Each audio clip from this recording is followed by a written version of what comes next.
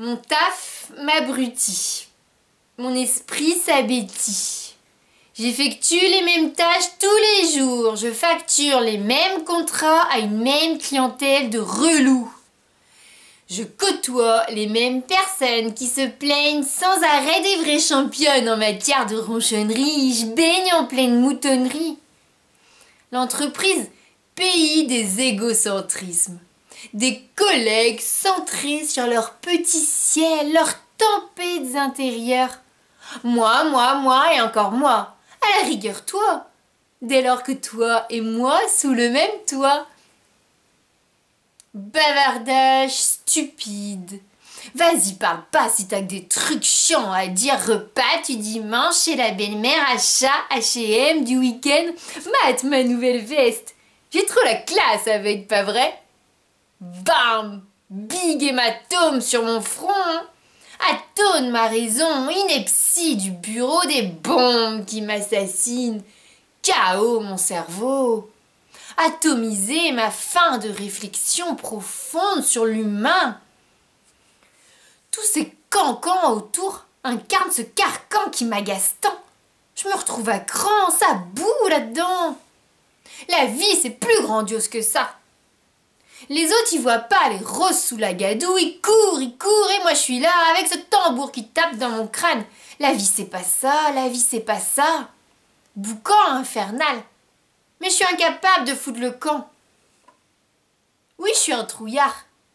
Ici, c'est fade, blafard. Mais autre part, je connais pas.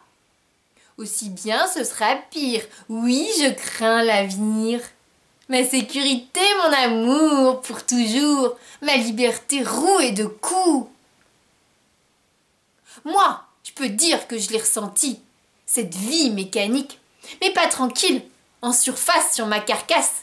Mais comme si je m'étais prise un missile dans le bide. Résultat? Je détale. Le salariat, l'emploi, tout ça, j'en veux pas. Et la miracle?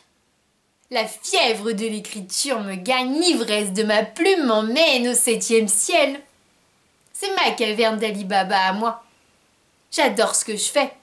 Ça me rapporte pas d'oseille, mais ça vaut de l'or. C'est mon trésor. Et il rentre pas dans un porte-monnaie. Mais est-ce que j'aurais découvert cette richesse si j'étais restée dans le système?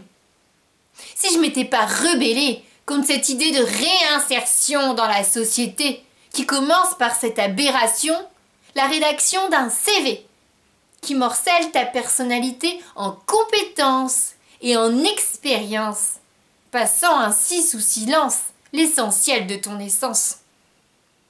On est conditionné par cette pensée. Je quitte ma profession à condition que j'ai une garantie pour la suite.